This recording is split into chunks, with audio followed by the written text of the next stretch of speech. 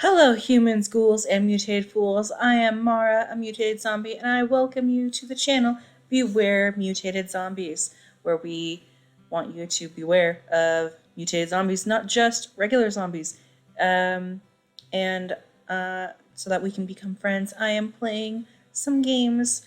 Currently, I am playing Princess Phenomenon, and right now, we are going to try to save the princess and get her curse removed. So we need to get 3 good deeds on our belt and get things done. Last episode we met Rumple, who is hilarious. I love him. He's just so cute with his interactions with people. I did see in the comments that romances are required, and that if you try to choose a bad ending, it is a bad ending not just for you, but for your romantic interest as well. So I am not doing that. I want people to be happy. So my romantic interest, I'm gonna try to save them. Okay, I'm not in it. I'm not in this game to ruin everyone's lives. I have been assured in the comments and by friends that the character does get better. So hopefully this episode we will feel a little better about being a cruel person. All right, let's see what we've got going on today, though. The amnesiac Casanova was allowed to stay at the Martian with the other boarders. The amnesiac Casanova being Rumple. Love him. He's just it's adorable. Because he still seemed capable, Parfait set him to work as one of the Martian servers. That is a horrible idea. Anis's protest that he remain in bed fell on deaf ears. Parfait couldn't very well throw him out, not while knowing that he had nowhere to go. You shouldn't throw him out anyways, because he was injured. You just brought him in, and you know he's cursed. That's so cruel. Like, unless he attacks somebody, there's no reason to throw him out. Just because he's, like, flirting all over the place. No reason. I would be incapable of showing him such kindness given all the nonsense he spouts at us. His nonsense is adorable. The people that frequent the Martian began to steadily ignore me altogether. Like I do not exist. It is better than the stares and the hateful looks. Very true. Rumple, you aren't here to flirt. Ah, I told you. He's flirting with the people, isn't he, as a server? He's flirting with them. But this lovely lady is unattended. Sir Rumple, please, you're making me blush. Ah, this should be a butler cafe. Just turn it into a butler cafe. Also, in my head, Rumple sounds like Grell from Black Butler. That is the voice in my head. And I freaking love Grell. Because the man couldn't remember his name, he fashioned one from his own curse. Rumple. I think it suits him. I will never understand Parfait. This amorous waste of space is about as useful as Karma. Aw, poor Karma. I've returned. Speak of the devil. Did you miss me? Karma had left abruptly yesterday, saying that she had something very important to take care of. Walt trails in after her now, carrying several boxes in his arms. Why am I carrying these? Because you made me run that errand for you at the toy shop the other day. And because gentlemen carry things for ladies. I'm going to drop them now. Those boxes contain very important contents. Welcome home, Miss Karma. Nice to see you've survived the trip, Waltz. Thank you, Anise. So this is our new housemate. We have not had the opportunity to meet. I am... There's a shock. We are all surprised when Rumple suddenly reaches out to grab Karma's hand. Okay, see, that's not cool. Keep your hands to yourself. But also, I love it. He's all sparkly, trying to get in on that, and Karma's all like, GTFO. Oh, I love this. I love this. My life before this moment has been a depressing monochrome. Now that you have entered my bleak existence, I see everything in beautiful, blazing color. And nothing shines more brightly, more vividly than you.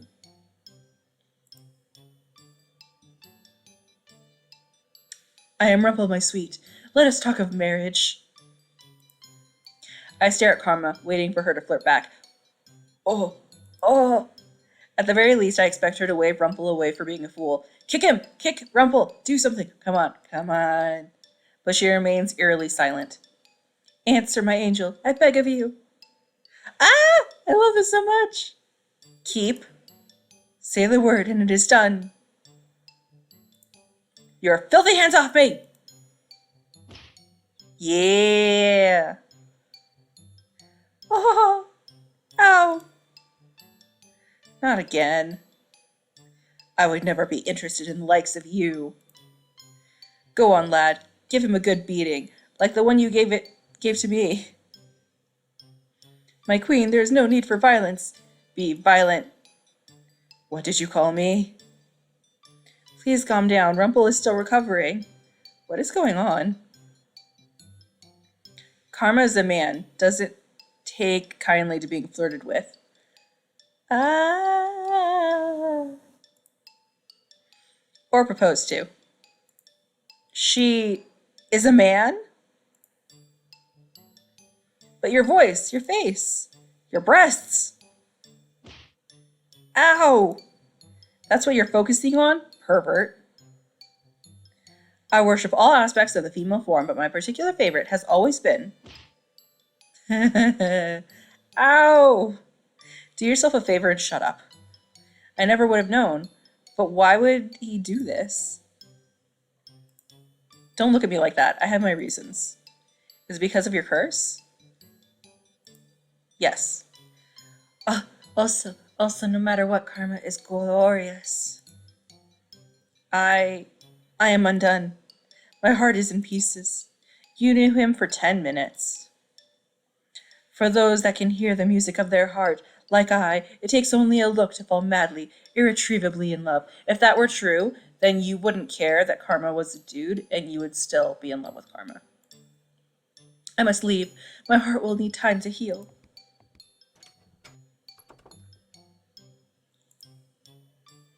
The Martian attracts all sorts, doesn't it?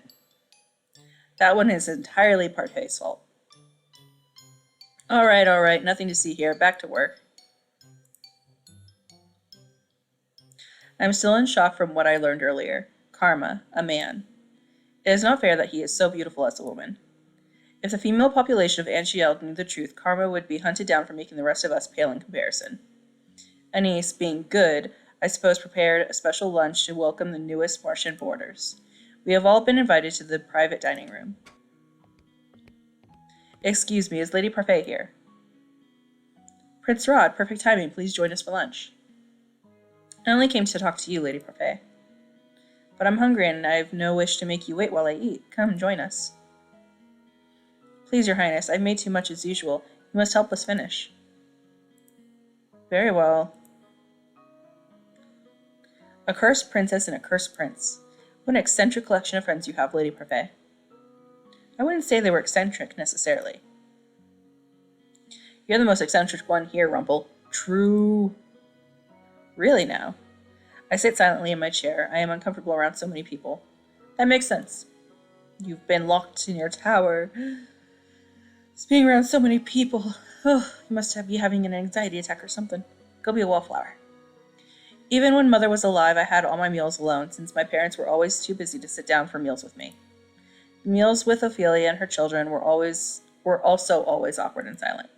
Somehow the atmosphere here is lively and friendly, even though I barely know anyone here. Is something wrong? Excuse me? You barely touched your food. Don't you like it? Dolores said this was one of your favorites. I'm just not used to eating with company, that's all. They say that sharing a meal brings the family closer together. Garland. I apologize. Closer together, huh?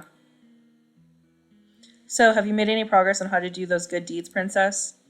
There's no way I'm admitting that I do not even know how to complete one. Oh, I forgot you're not so good on the doing good front. You're not very helpful. True. You're just, like, wisecracky. Why don't you ask someone to teach you how to do good? What? Well, that's not something you hear every day. As in, take some kind of lessons.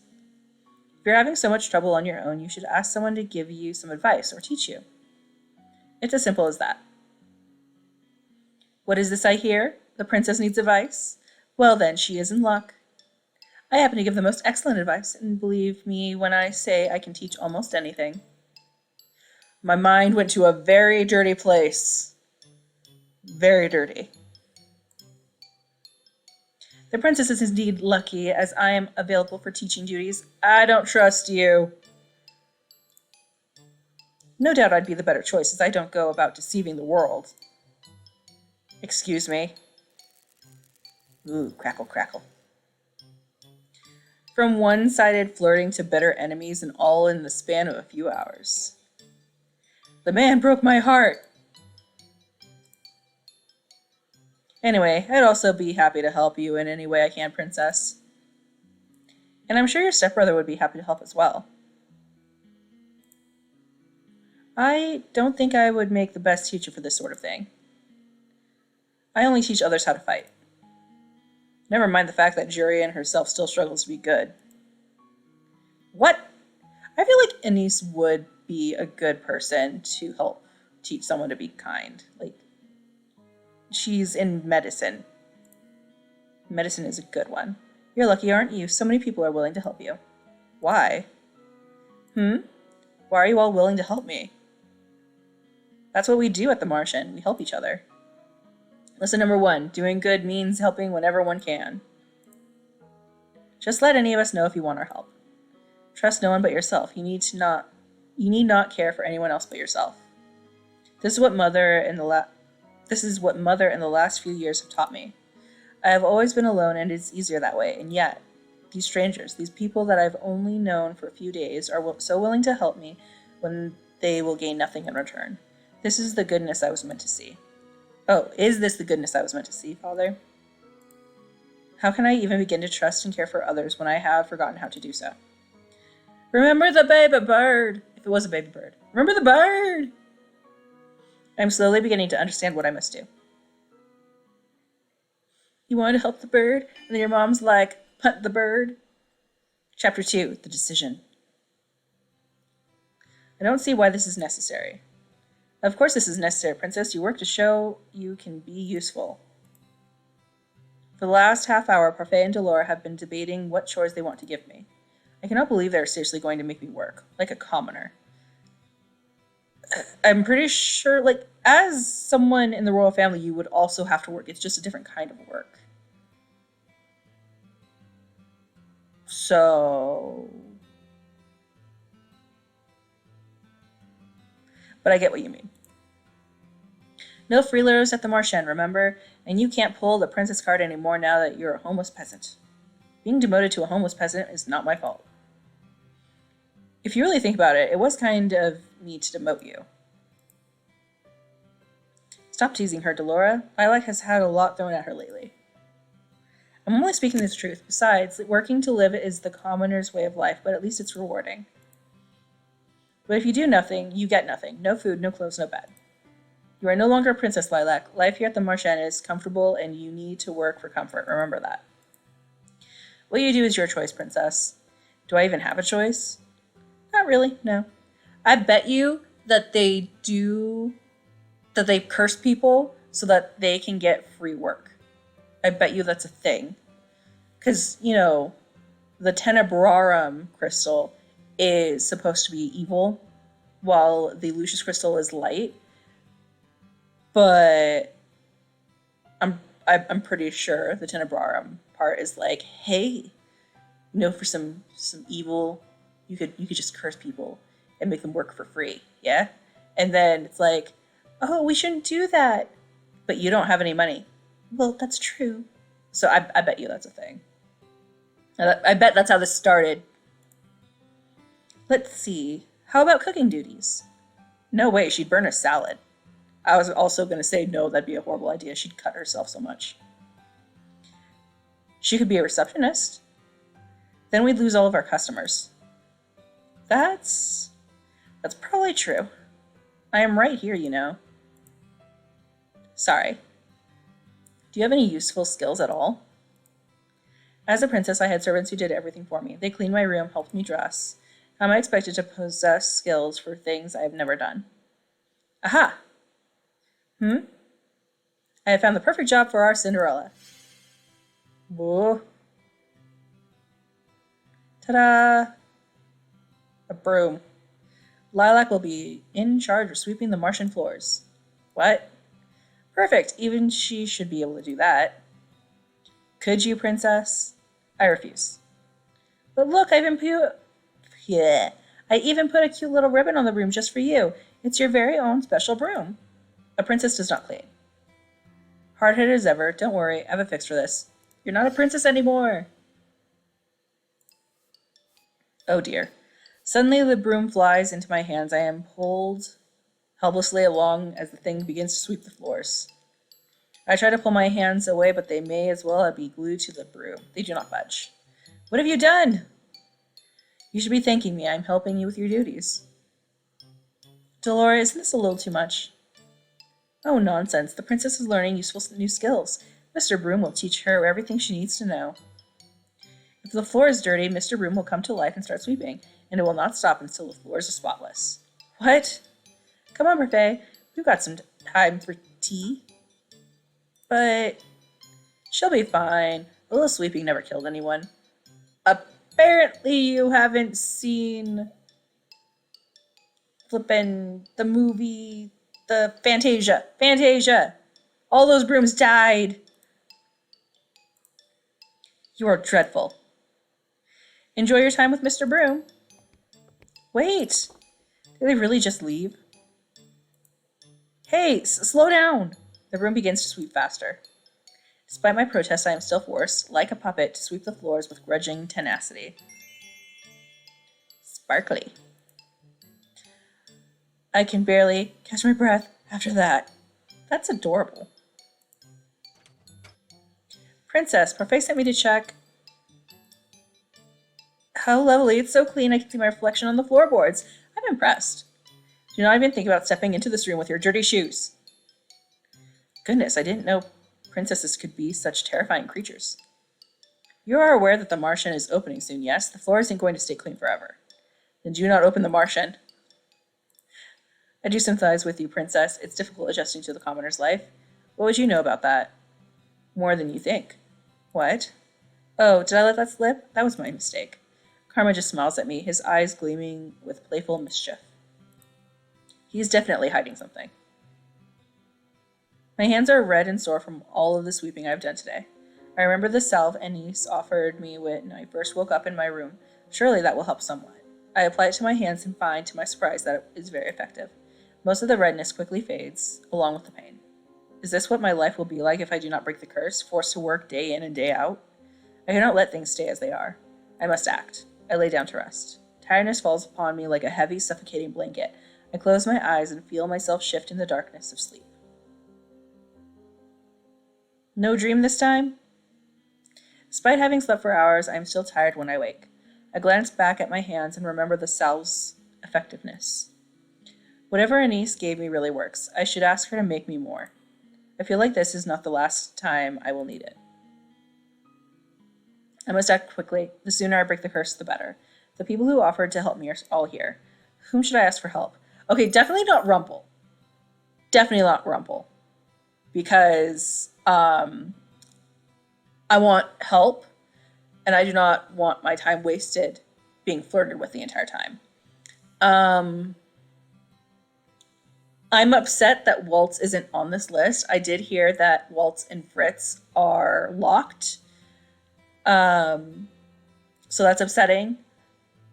But this is choosing a romantic interest as well. And I am not the type of person who likes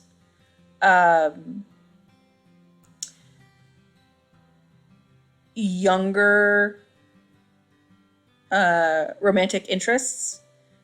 I usually go for them last. So I'm not going to go for Rod, even though knowing that if I go for Rod, I would help break his curse. So I'm not going to go for Rod. I am definitely going for Karma. Karma seems like an adult. And he seems like my type of person.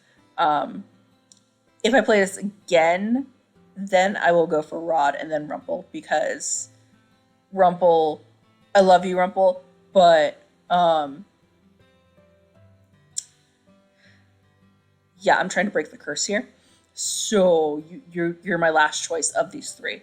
If Waltz and Fritz come in after playing this, then it would be Karma, Waltz, Rod, Rumple, Fritz. Because I don't want to go after Fritz, knowing that Emmeline likes Fritz. I don't want to do that. But yeah, let's go with Karma. I find Karma sitting quietly at the bar. I thought he was the picture of elegance when I saw him at the toy shop, but he's really just conceited. Yeah. I walk over to where he is. Oh, Princess Lilac, you look stunning as always in your work clothing.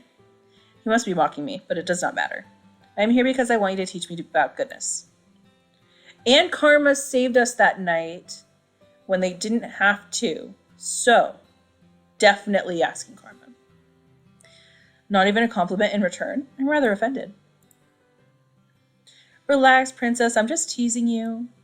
I noticed. Now can you answer my question? Princess, you do so wound me. This is going nowhere. Maybe I should ask someone else. Princess, wait. You made the right decision in coming to me for help, I assure you. The best people, Princess, look beautiful. The way you look outside has to match what you have inside.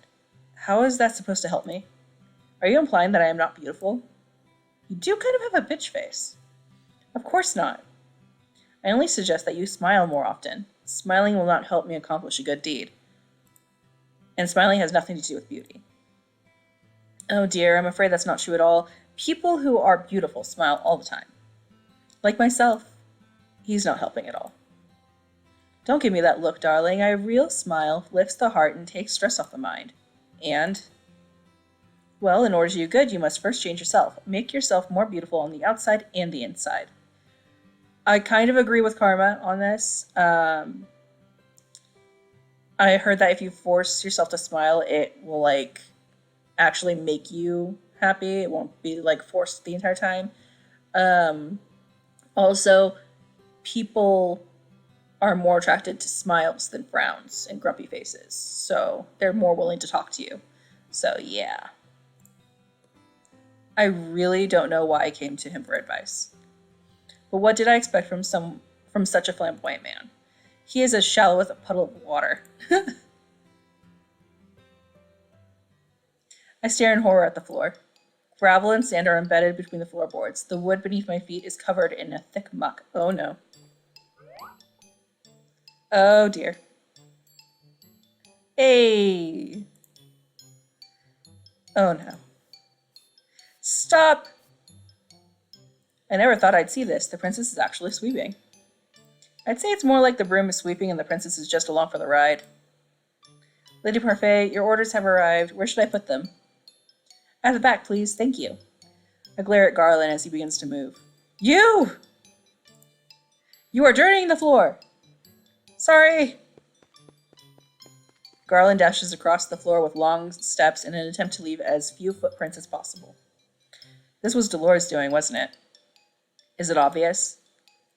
This has witch having fun written all over it. I need water. Wow, completely spotless. You are the worst. Aw, I made the broom sad. Don't be mad at the broom, princess. It's only trying to help. It is doing nothing but making my life miserable. Lady Parfait, I must speak with you. I look up at the witch that has just entered. She is a regular at the Martian, and according to Parfait and to Laura, a good witch. She orders tea here from time to time. She has mud on her shoes. Why is she glaring at me like that? I believe it's because of your shoes, dear. I have just cleaned the floor. Oh, I'm sorry. I will clean up after myself right away. Good. The princess is something else. I've never seen a witch so frightened of someone before. Yeah. The witch hurriedly cleans up the tracks she'd made coming in before going to speak with Parfait. Even though Parfait says that Dolores and this witch is good, I think you mean are good. I do not trust her judgment, especially not when she considers Dolores, who ruined my life, a good person. I put the broom back in its resting place before double-checking my work. Now that I am done, I continue to work on breaking my curse. Whom should I ask for help today? I can change? Well, snap, if I'm going to be changing people, I'm going to ask Rod next. I glance over at Rod as he enters the tavern. That was almost perfect timing. I heard from Parfait that Rod does not intend to break his curse, yet here he is again. Rod must sense my eyes on him because the minute he walks in, he turns to look at me. His expression is as cold and unmoving as always. He pointedly leaves the tavern area and enters the reception. I follow after him. I told you to find someone else. What can I do to make you stop hating me? What? You said that whatever I had done to you or your family was bad. So if I reverse that, I might get a good deed. You truly don't understand how goodness works, do you? I would not be asking you if I did. Rod closes his eyes and rubs the back of his neck. He looks thoughtful, but also irritated. I intend to break my curse as soon as possible, and I will do whatever it takes. And it seems to me that the easiest way to achieve a good deed is to fix the supposedly bad things I've already done. So are you going to help me or not? Tell Lady Parfait I will see her another time. He leaves the room without answering my question. I ball my hands into fists. And he calls me the cruel one? A month has passed and I have yet to complete even one good deed. Not for any lack of trying, though. I have been asking around for advice on how to be a good person and received various answers. What makes someone good? I'd say being selfless. Yeah. I think it's important that you consider another person's feelings. Yeah. Patience. Yes. The ability to soothe even the most broken of hearts.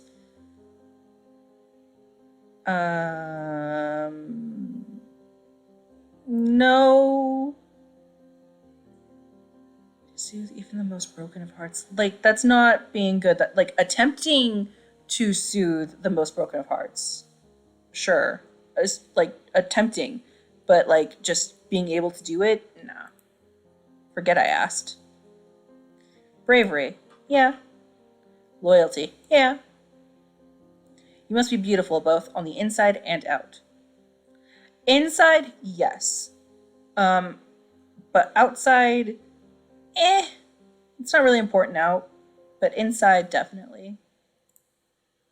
Right. Must I be all of those things in order to be good? No.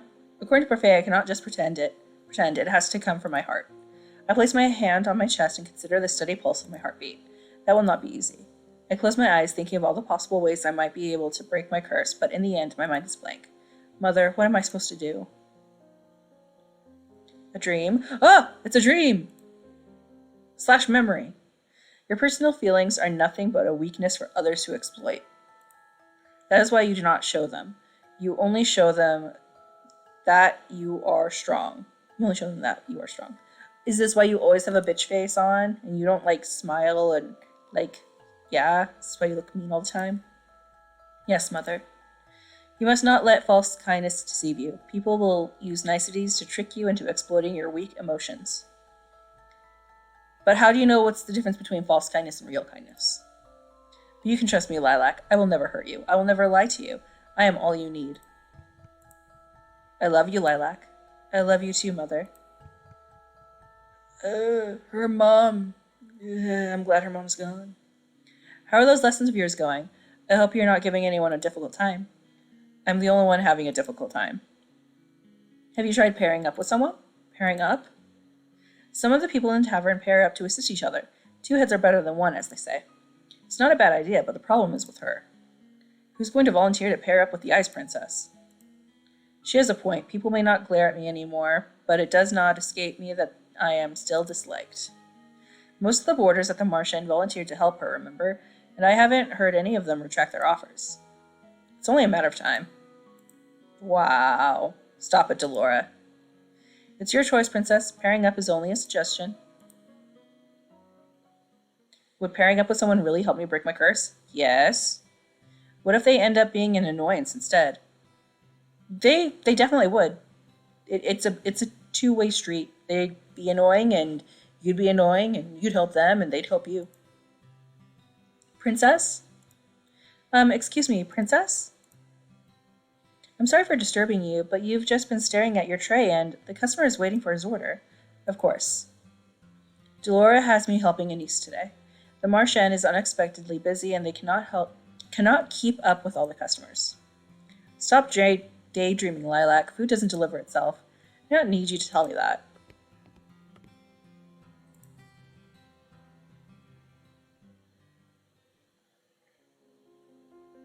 I stretch out on my bed. The stiff mattress does little to soothe my aching muscles. I don't think I'm gonna end this episode until I get to choose someone because I feel like this is the chapter that I get to, and I really want to choose. I was on my feet the entire day, struggling to keep up with the steady stream of people that came into the Marchand. I've never seen the Marchand this busy. I roll onto my stomach and bury my face in my pillow. My arms and leg protest the movement. I refuse to live this type of life much longer. I need to break this curse as soon as possible. Why don't you pair up with someone? Pairing up might not be such a bad idea.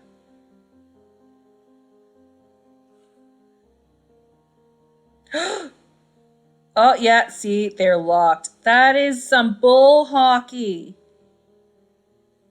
Boo! But, yeah, karma. Chapter 3, Secret Practices. Oh, okay, so that was fast. Alright, so I'm gonna end the episode here, and I'm gonna try to romance the karma and break my curse and karma's curse and live happily ever after with the karma. And yeah. Go ahead and tell me in the comments who you think I should have gone with. Like who your favorite is so far. If you've played the game, tell me who you played with first. Because I'd like to know like who you all went with. Because yeah, it'd be interesting to see. But yeah, I hope you all have a lovely day, and let's see. For your warning today on zombies and this apocalypse world that we're living in, I'm gonna say that my advice to you is keep your electricity running, because not only so that you can keep watching my videos, but also having electricity running makes it so that you can keep in contact with the outside world, which will help you when a horde of zombies is coming your way, or when you need to like get some supplies, you know, if you want to keep in contact with people on the other side of the world, or family members and friends, just, you know, keep your electricity running. I know that when I became a zombie and my mutation allowed me to be able to... I'm sorry, my dog was sneezing, but when my mutation allowed me to be able to actually like be conscious that I was a zombie and not go after humans, because I know that humans are like, you know, people, because I used to be a people. My first thing was to get electricity running because I wanted to contact my family and friends and see if they were all okay and keep track of them so that I, as a zombie, could like go help them if they needed. Thankfully, a lot of my family spread out, so and they're like in pockets of the world where there's not a lot of traffic, not a lot of people. So they're able to build their fortresses pretty well. Some of my friends and family did get turned into zombies, and some of them I have not been able to contact because they let their electricity die. So yeah, electricity. Make sure that is running in a zombie apocalypse. But yeah, I'm going to go ahead and let you go. I'm going to go get myself some brains before I get really, really hungry and possibly go hunt. Because I don't want to hunt. I would rather get the prepackaged brains that I get sent to me from other humans that are like, hey, we got some zombies down. Here's some brains for you. I'd rather get those. I'd rather not hunt and break some skulls myself. So, yeah, see you all later, and I hope you have a great day. Okay, bye.